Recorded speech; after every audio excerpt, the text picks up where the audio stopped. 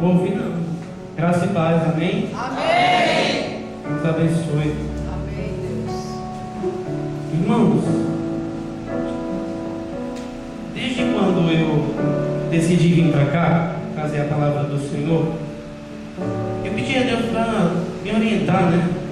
Melhor palavra nos nossos corações. Que às vezes a gente quer trazer algo que não é o que Deus quer, não é? E como eu tenho um estoque, né, de ministrações, aí eu fui lá no meu estoque de ministrações. Mas aí o Senhor disse que não queria que fosse nada daquilo que eu já tinha ministrado, fosse algo novo. Aleluia. Daí eu peguei algumas experiências espirituais e coloquei aqui.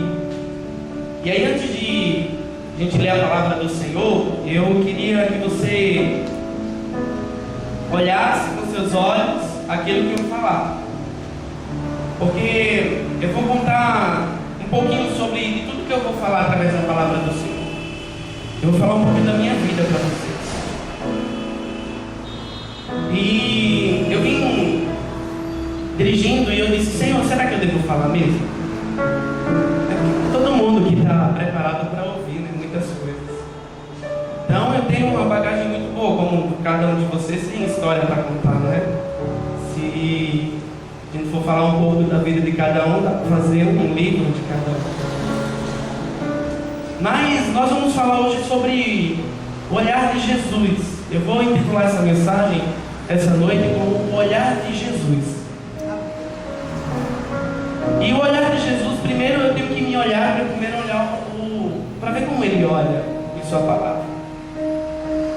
Eu lembro que no mês de novembro de 2005 exatamente, eu recebi um telefonema de uma emissora de televisão, rede nacional, me fazendo um convite para fazer um teste. Eu trabalhava na época em comerciais de TV, lá em Pernambuco, na cidade de Recife. E aí viram uma propaganda minha assim no outdoor e me convidaram para fazer um teste.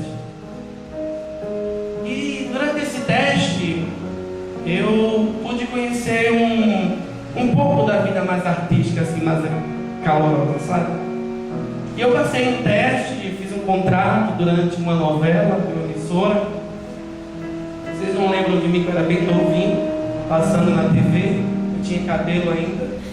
Então, e gostei do algo ser ator. Conheci vários artistas, ainda tenho contato com muitos deles que vocês conhecem.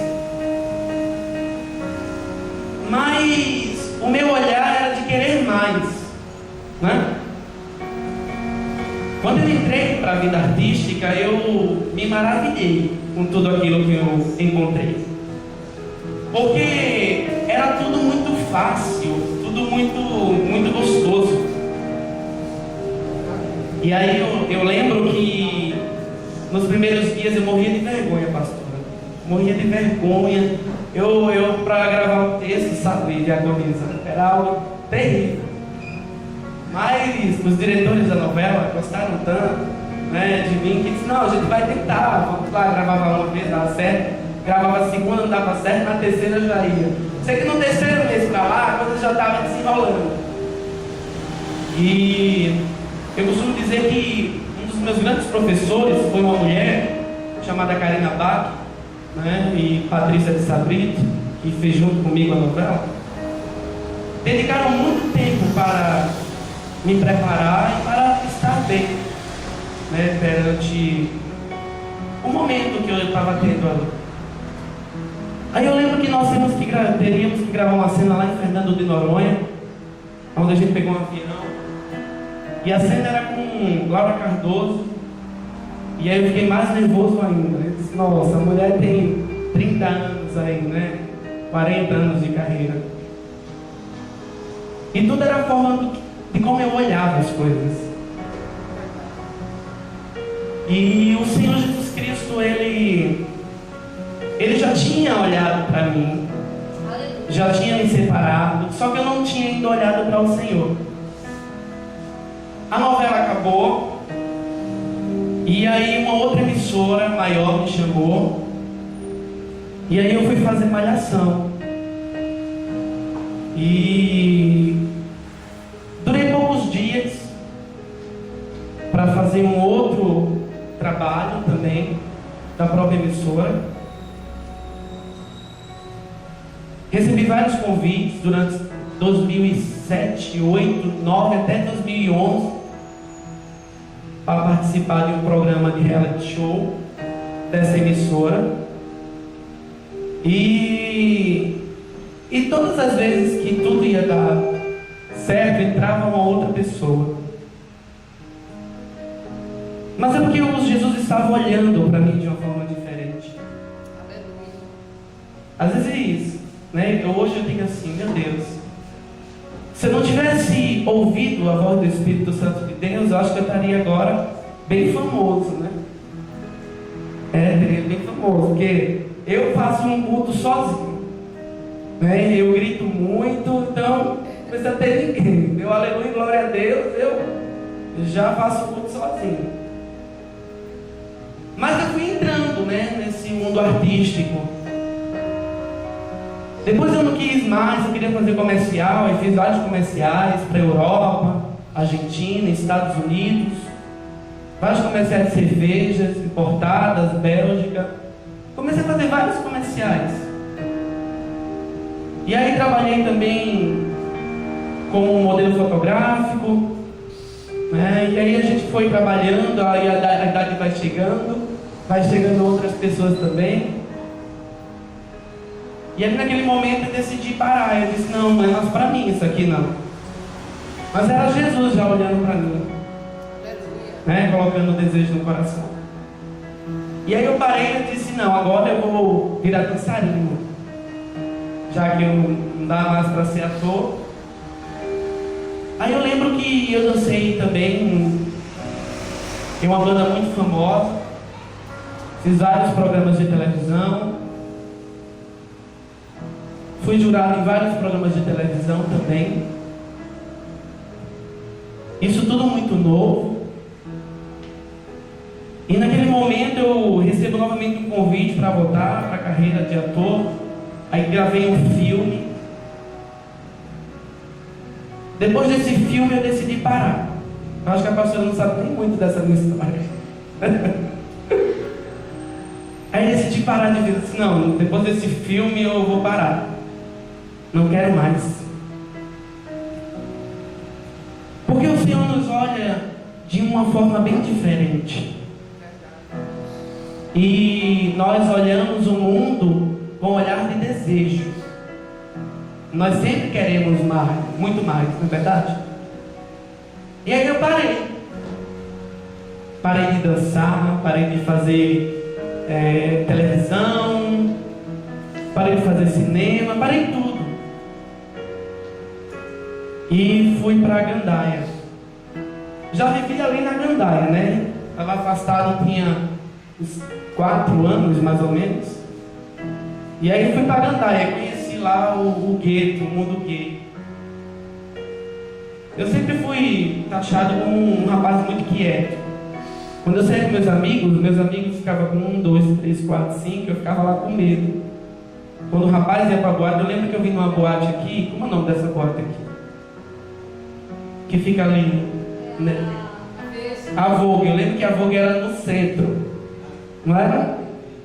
No Alecrim. E aí era no último andar, lembra? Aí eu fui lá. Aí eu fiquei bem no cantinho assim da parede. E meus amigos lá dançando. Eu disse, meu Deus, sabe como você se sente um peixe fora d'água? Era quando eu entrava nas boates, eu me sentia um peixe fora d'água. Eu não conseguia me adaptar àquele lugar. Tem gente que adora, Ah não, vamos lá, dança. Eu prefiro mais estar, com pessoas sentadas num lugar, comendo, Porque crente come, engordei muito, tô barrigudo. E eu prefiro estar nesses momentos. Eu também não sou um bom contador de história não, mas essa minha história combina muito com essa história que eu vou contar para vocês. Existia um homem em uma certa vila, vamos supor, montar um cenário agora, que aqui é uma vila e nesse caminho aqui existem várias árvores. E no meio dessas árvores, esse homem passava todos os dias. E todos os dias ele olhava para aquela árvore para saber se tinha algum fruto, alguma flor, alguma coisa de esquisito, mas ele passava com tanta pressa, porque ele já saía de casa para ir para o trabalho, mas tão agoniado, aquela correria do dia a dia, que ele muitas vezes não observava muitas coisas. Só que um desses dias ele passou nas carreiras e observou que existia um algo diferente pendurado, era um casulo e uma asa querendo sair pelo casulo. E ele observou e chegou bem perto lá do casulo e disse: meu Deus, eu tenho que ajudar esse animal a nascer. A história diz que o homem ficou tão perplexo com aquele casulo que ele se mexia tanto, era como se uma pessoa tivesse, sabe, agoniada lá, se sentindo mal, afobada, querendo sair. E aí ele disse: eu tive uma ideia, eu vou parar um pouquinho, vou lá na minha casa. Pegou uma tesoura, correu, foi lá perto do casulo e disse: como é que eu vou? Acontece, fique tranquilo. Como é que eu vou ajudar essa borboleta a nascer? Aí ele teve uma outra ideia.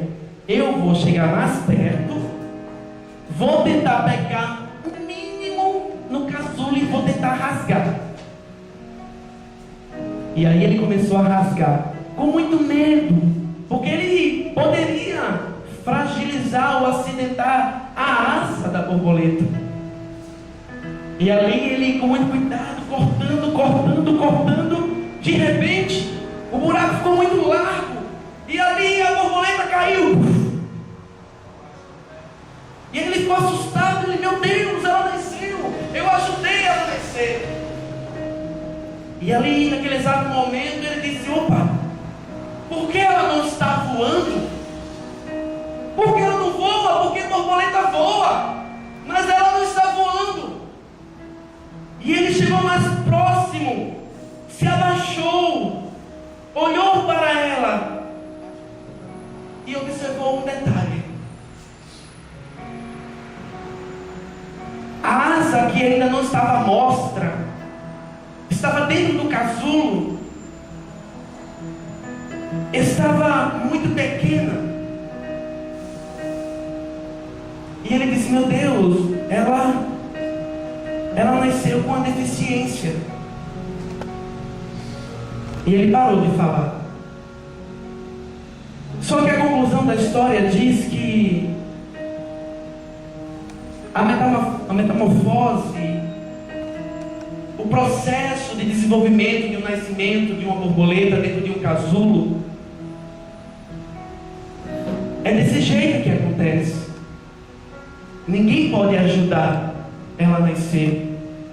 Se alguém tentar forçar o casulo, a borboleta nasce deficiente, porque a asa que ainda está dentro está no processo de crescimento.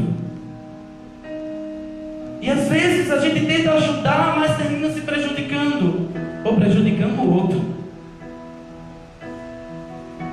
Então, antes que você ajude, é necessário que você aguarde o processo. Amém, Deus. Porque é o natural aguardar o processo. Nós não podemos acelerar o processo. Nós temos que aguardar o processo. Aleluia, Deus. Amém? Amém. Abra sua Bíblia no livro de Lucas, capítulo 22.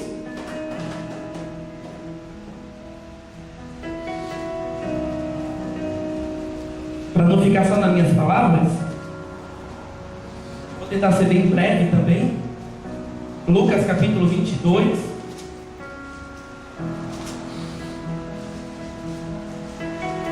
Louvado seja o nome de Jesus Cristo de Nazaré.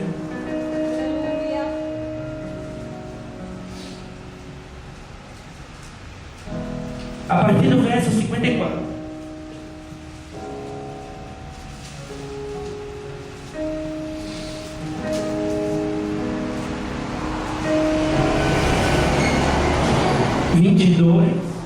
A partir do verso 54. Todos acharam? Digam amém. Digam amém. Amém. Por favor, não deixa eu falar sozinho não, pelo amor de Deus. Eu já não tenho cabelo, vocês não deixam eu falar sozinho. Diz assim a palavra do Senhor. Então, prendendo, o levaram e o meteram em casa de sumo sacerdote, e Pedro seguia-o de longe.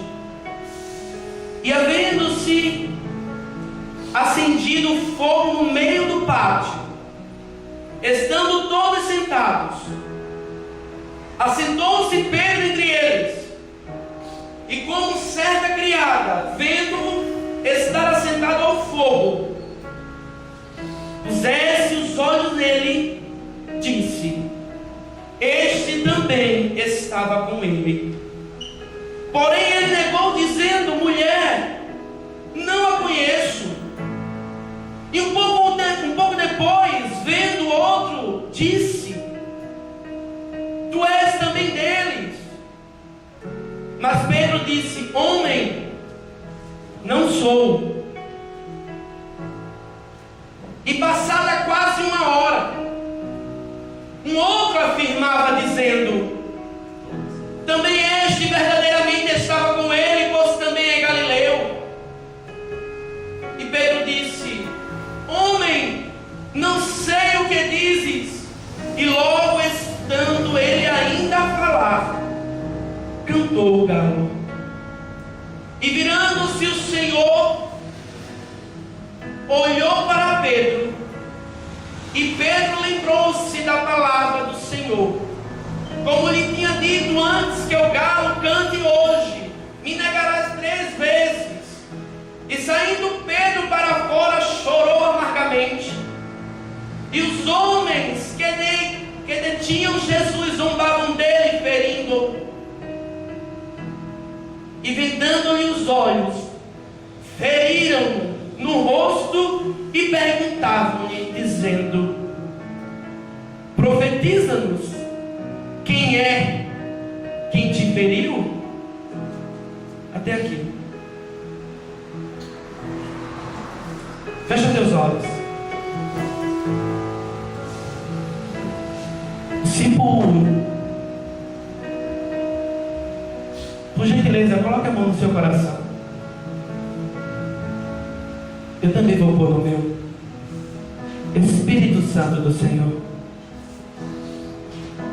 a palavra não é minha, mas é tua, e eu venho te pedir, Senhor, sabedoria e discernimento para ministrá-la.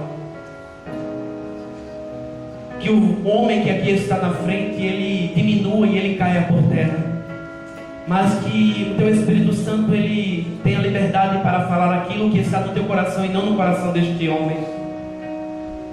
O Senhor sabe o que é melhor para a tua igreja, e não eu sei o que é melhor. Eu repreendo na autoridade do nome de Jesus toda nuvem negra, toda seta, toda flecha inflamada que tente desviar e endurecer o coração neste lugar. Porque aqui não estará ministrando um homem, mas estará sendo ministrada a palavra de Deus. E se algo que sair deste púlpito não for do agrado de Deus, que este homem pague um preço, porque vidas estão aqui para receber da parte do Espírito Santo de Deus uma resposta e uma solução para permanecerem de pé caminhando contigo, Jesus. Eu te entrego esse momento, em nome de Jesus. Amém. Amém. Glória a Deus. Amados, o primeiro momento tem algo muito especial nessa palavra. Primeiro, a Bíblia diz que Jesus estava sendo preso. Foi isso? Foi isso, irmão? A gente não leu aqui agora? Jesus estava sendo preso. Do outro lado, existia o contrário. Pedro estava seguindo Jesus. Eu imagino que nesse momento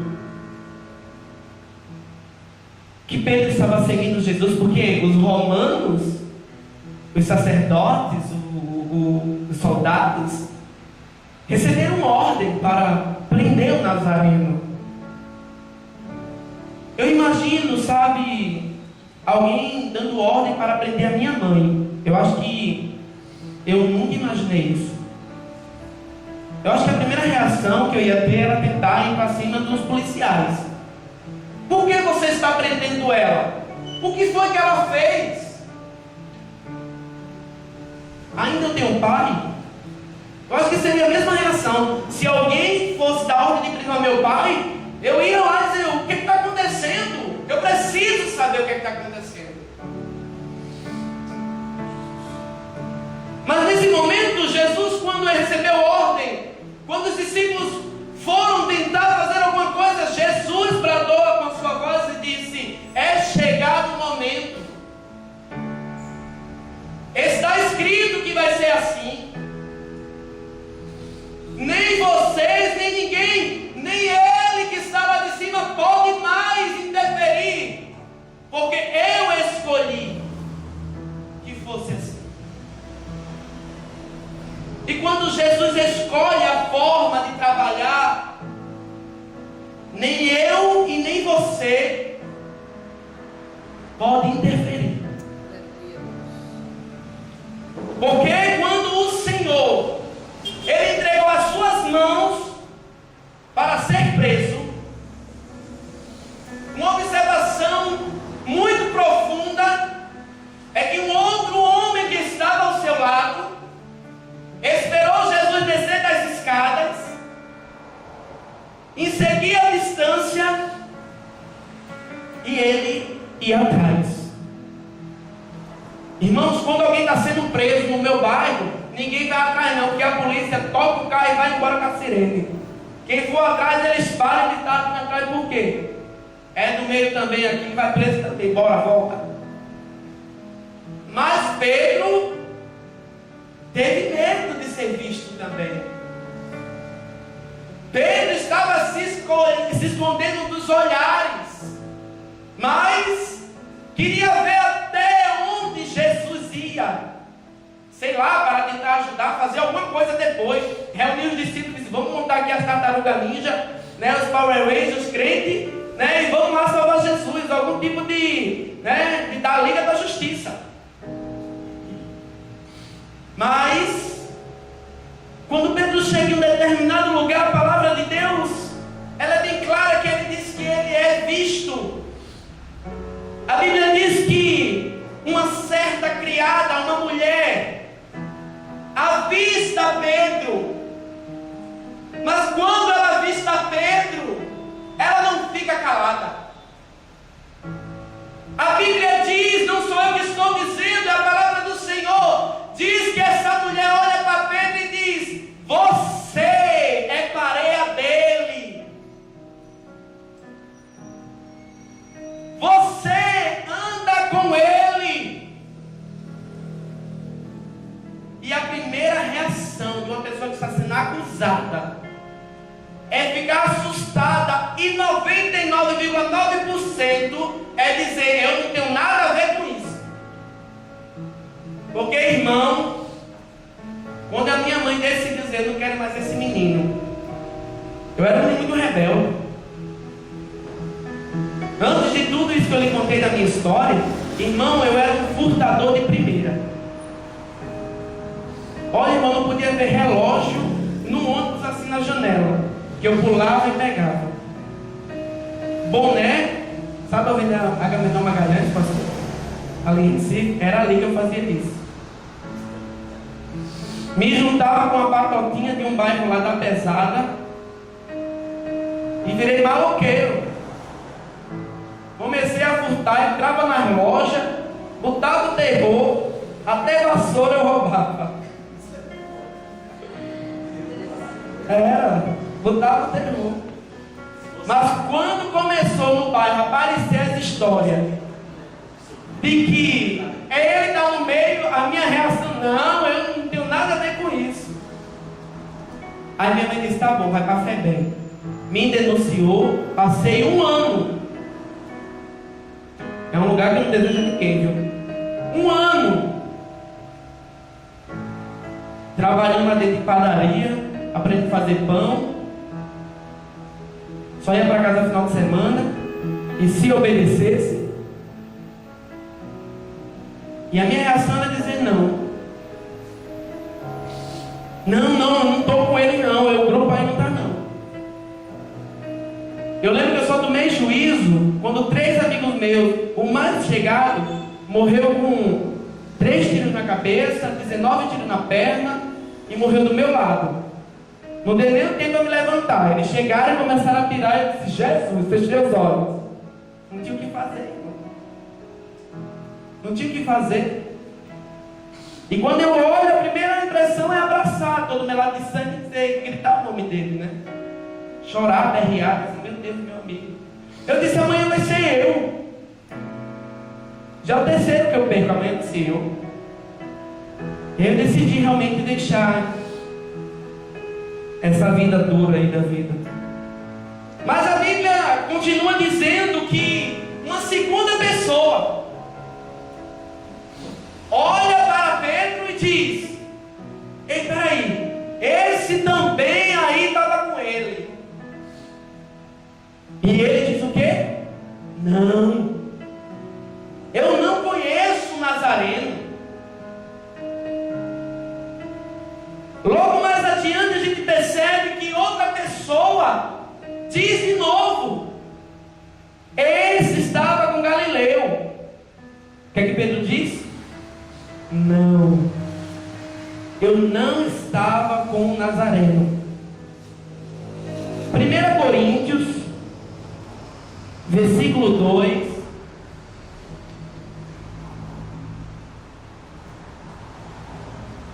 Versículo 2, capítulo 2, desculpa, 1 Coríntios, capítulo 2, versículo do 14 ao 15, ao que diz: ora, o homem natural não compreende as coisas do Espírito de Deus, porque lhe parecem loucura e não pode entendê-las, porque elas se decidem espiritualmente. Mas o que é espiritual discerne bem tudo, e ele de ninguém é discernido. A ligação desse versículo do apóstolo Paulo, quando ele escreve ao Corinto, ele está direcionando e informando que quem está distante não consegue ter nitidez das coisas. Eu, por exemplo, daqui a pouco Jesus, já estou orando, estou naquela campanha da Universal, aleluia, que a gente bota o copo assim, unge, para botar na vista, porque a idade vai chegando, né, irmão? Né? A gente vai ficando coroa, vai usando o renil, né, pastora? Para botar, para esticar a pele, para não usar a plástica logo. E o que acontece? A vista vai embaraçando e a gente dirige, precisa da carteira. E não pode ter observação, se possível, né? Mas, se tiver, amém, mas tem que usar óculos para enxergar melhor, não é verdade? Quem está distante não consegue enxergar a nitidez das cores.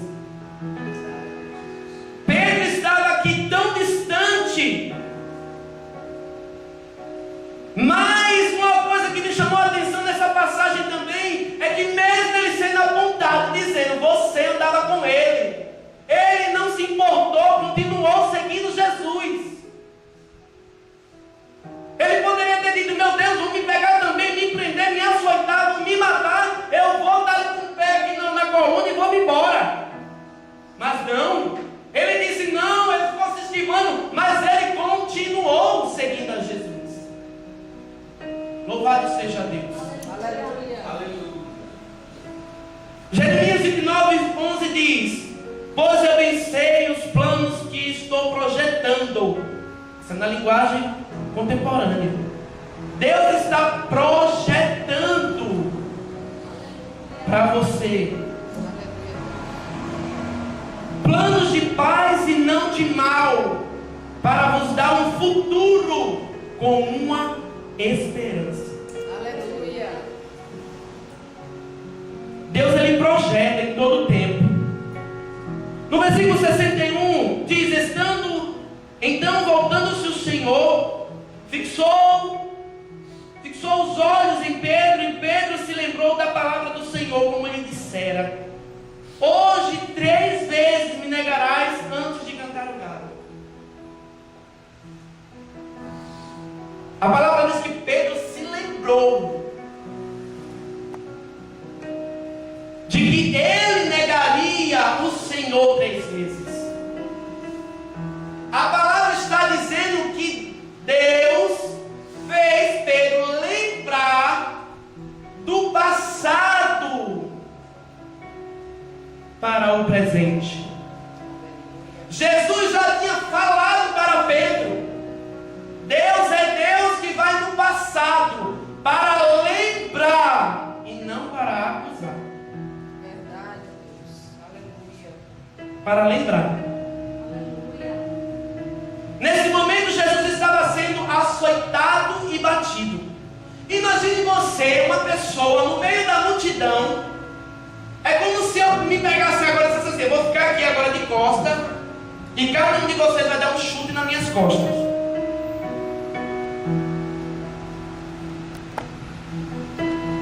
É como se eu ficasse ajoelhado aqui, de olhos fechados, sem ninguém ver. Desce uma bolinha de papel dessa aqui, uma folha. Se você fizesse uma bolinha e jogasse sem eu ver. Jesus estava nessa situação.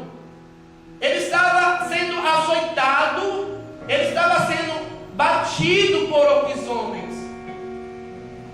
Mas o Senhor, naquele exato momento, a palavra disse que ele, mesmo estando açoitado, mesmo sendo chacoalhado, humilhado, destruído, o Senhor estava procurando olhar para alguém. O Senhor estava procurando o olhar de alguém naquela multidão. Deus queria simplesmente falar para trazer a lembrança.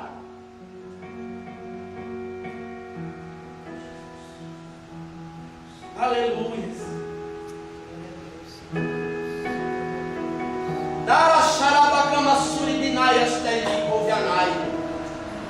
Eu disse ao Senhor que eu não viria a este lugar.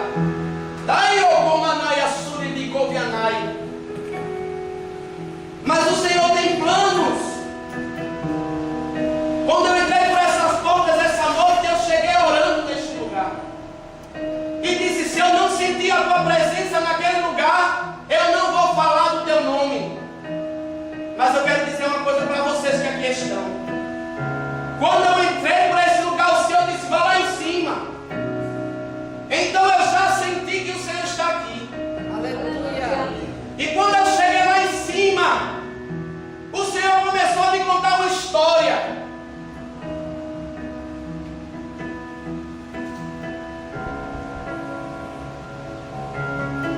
E eu quero dizer a vocês que o Senhor continua neste lugar. Aleluia. Estejam certos de uma coisa: Deus está neste lugar. Aleluia. Eu creio. Pode estar atribulado, pode estar o que for, mas Deus está neste lugar. Santo é o teu nome, Deus. Santo é o teu nome. Todo culto é para ti, Senhor. E Deus me lembrou de algo tremendo que Ele fez na minha vida. Eu fui curado de uma grande enfermidade. E eu disse: Senhor, se o Senhor está neste lugar, o mesmo Deus que me curou, que não era para eu estar vivo, viu? Isso é um outro testemunho que eu tenho para dar a você. Eu tive insuficiência mitral aguda no coração. Essa doença é causada por febre reumática. Febre reumática deixa a pessoa paralítica, ou ela se instala no coração da pessoa. Deus me livrou da paralisia, era para estar de cadeira de rodas. E a febre reumática se instalou no coração, aonde essa doença cresce o coração. E quando a criança chega aos 14 anos de idade, ela tem que fazer uma cirurgia abrindo do pescoço até o umbigo. e colocando 2 válvulas, porque eu tinha 2 tumores malignos. Uma válvula já não estava bombeando mais sangue para o meu coração, estava preta, parada. A outra, só metade, os médicos desde 6 anos de idade, que me acompanhavam, diziam assim: como é que pode metade de uma válvula bombear sangue para o corpo todo?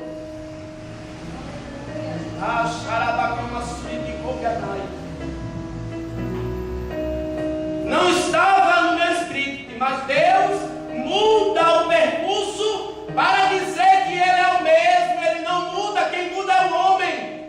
Aleluia. As circunstâncias estão assim, mas o Senhor é que muda o percurso. Porque quando eu disse ao Senhor: olha Deus, eu vou morrer quando tiver 14 anos de idade, porque a probabilidade de ficar vivo pós-cirurgia é muito difícil. Eram 3 que eram acompanhados pelo mesmo médico. Aos 9 anos foi aberto o primeiro, morreu. O segundo foi aberto aos 14 anos e morreu. O terceiro era eu, o próximo a morrer. Minha mãe chorava dia e noite quando se aproximavam os dias.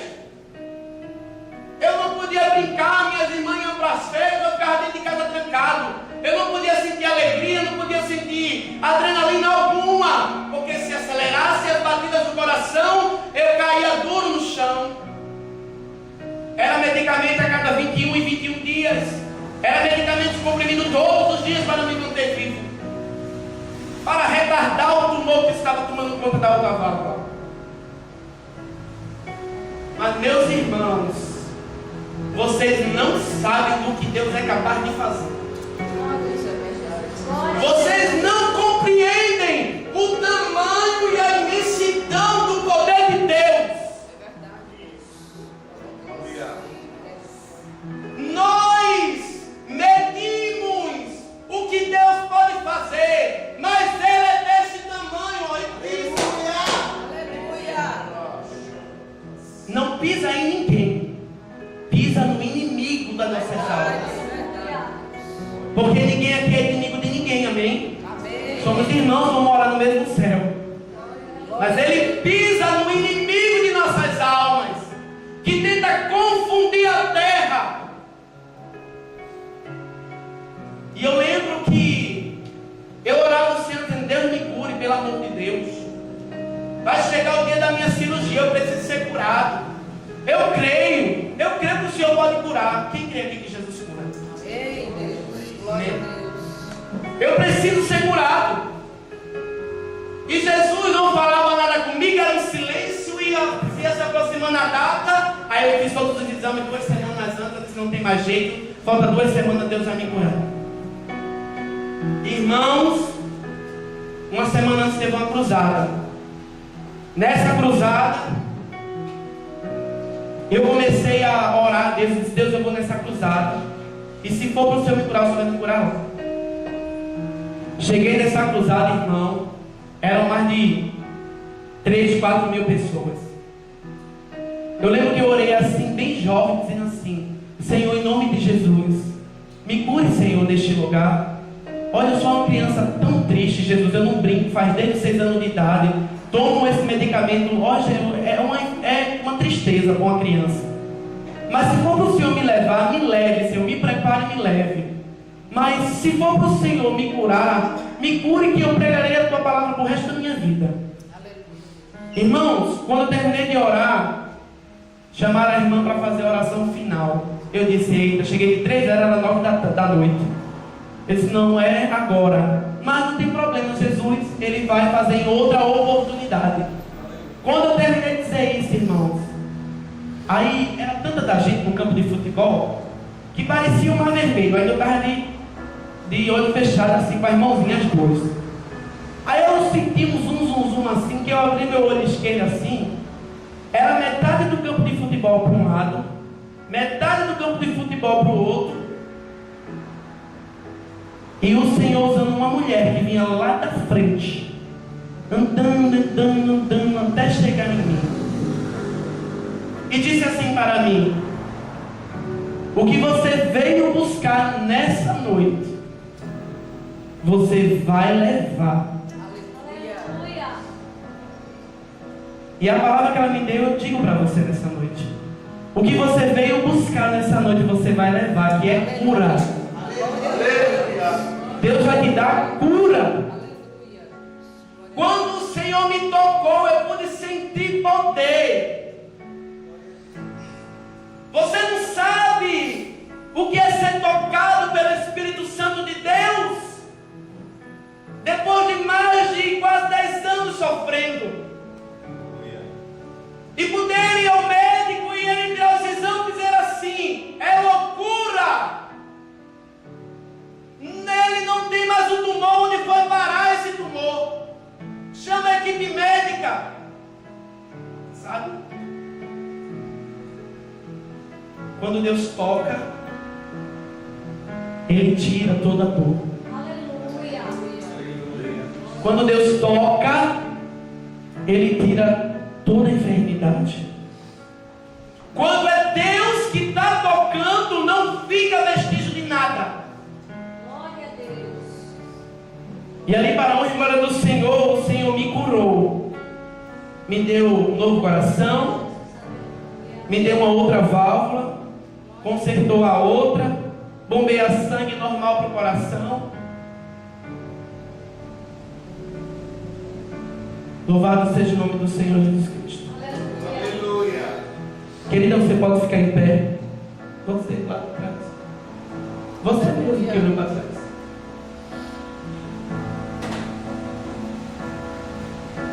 Você crê em Jesus? Pois Ele lhe ama, viu? Aleluia. Saia daqui com a certeza de Deus. Que Ele vai desembaraçar todo o caminho. Aleluia. Ele vai lhe dar vitória na área financeira. Glória a Deus. Você não vai mostrar a ninguém, mas Deus vai mostrar a você que Ele é na sua vida. Aleluia.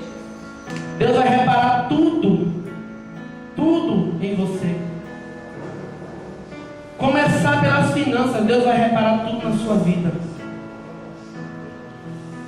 Você tem alguma companheira aqui? Tem? Fique em pé. Você pode abraçar ela, por favor? Deus está dizendo assim, uma restauração na sua vida e na vida dela. Aleluia. Glória a Deus. Deus está dizendo assim, ó, continue forte e firme na terra, que Deus vai usar vocês duas na obra. Aleluia. Glória a Deus. Amém? Sai daqui de posse de vitória. Glória a Deus. E para você, Deus mandou lhe dizer uma coisa. Ainda cumprirei na sua vida o prometido. Amém. Viu? Deus vai mudar esse teu ministério de uma forma tremenda. Tenha certeza disso. Aleluia. Pode sentar. Ainda que a figueira não floresça, eu louvarei ao Senhor, não sei você. Mas ainda que a árvore não dê fruto, eu louvarei ao Senhor. Aleluia. Glória a Deus. Ainda que qualquer igreja, ainda que minha família, minha mãe, meu pai, que sempre me deram de comer, ainda que eles digam não, eu louvarei ao Senhor. Aleluia. Louvado seja Deus. Aleluia. Glória a Deus. Para encerrar, diz a palavra que Pedro teve amargura no coração e chorou.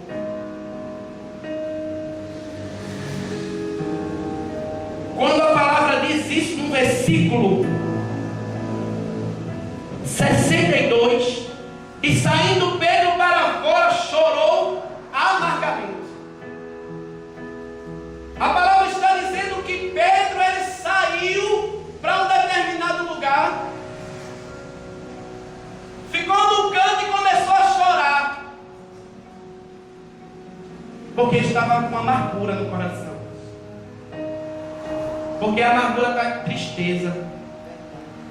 A amargura não traz coisas boas, não, só traz coisas ruins. Mas disse a palavra também que nesse exato momento, quando ele estava chorando, lembra que eu disse que Jesus estava sendo açoitado? Jesus estava olhando na multidão sendo açoitado, procurando alguém. Aleluia. E quando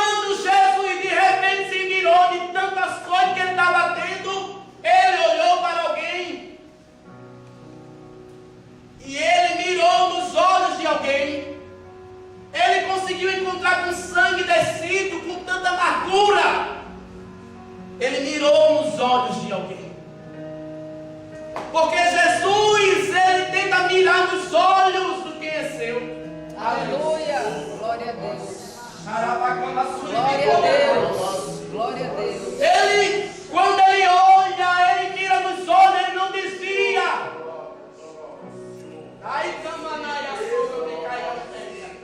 Aleluia.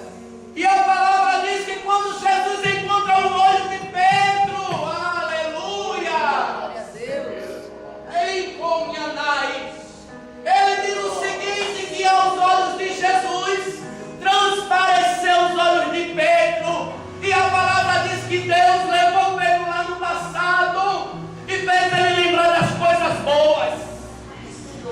Fez ele lembrar da compaixão e do amor que ele teve quando ensinava antes de ser preso pelos romanos.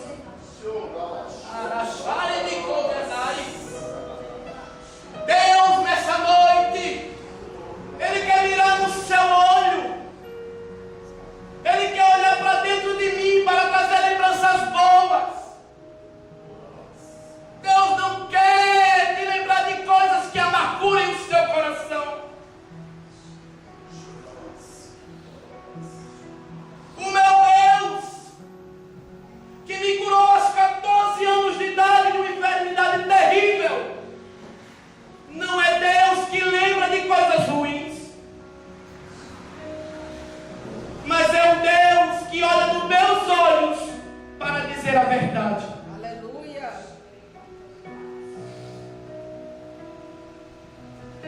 Que você saia daqui hoje ciente de uma coisa: Deus, ele precisa mirar nos seus olhos. Faça um propósito com Deus nessa noite. Antes de dormir, dobre o seu joelho no seu quarto, na sua sala, aonde você tem intimidade com Deus na sua casa, e tente encontrar o olho do Senhor nessa noite, para que Ele te fale a verdade. Aleluia. Para que Ele te lembre de coisas boas. Porque não sou eu que estou pregando essa palavra, está escrito que Ele mirou no olhar e falou a verdade. Aleluia. A palavra diz que em meio à multidão fluíram sentimentos bons. Como é que pode uma pessoa sofrendo, chorando, sendo açoitada? É como olhar e ver minha mãe. Monte um cenário comigo antes de eu pegar o microfone. É a mesma coisa de eu pegar minha mãe e colocar ela no meio de uma multidão e dizer assim: pode dar, pode arriar mesmo aí, jogue pedra, corte de espinhos. É a mesma coisa. Jesus está dentro de você. Aleluia. Então tem que fluir sentimentos bons. E que o Espírito Santo de Deus possa continuar te abençoando, em nome de Jesus. Amém. E para você, amado de Macau, continue firme e forte. Quer uma resposta de Deus? Vem aqui na frente que a gente vai orar pela sua vida. Pode vir. É uma resposta de Deus na sua vida.